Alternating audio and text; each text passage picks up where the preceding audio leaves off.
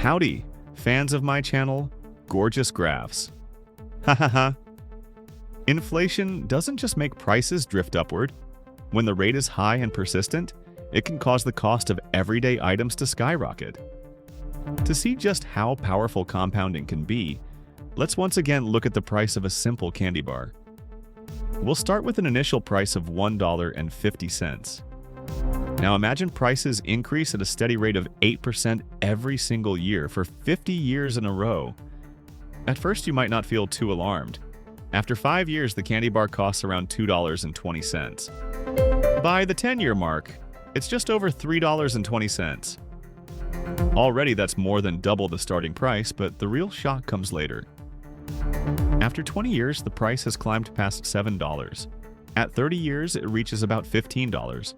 By 40 years, the candy bar is closing in on $33.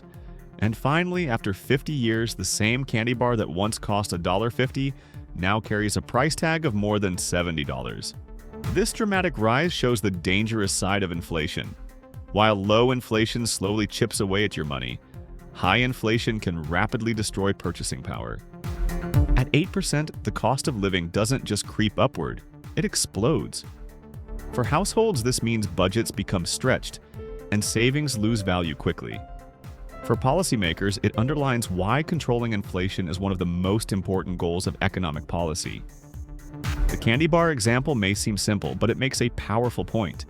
Even small daily purchases can become unaffordable when inflation is left unchecked.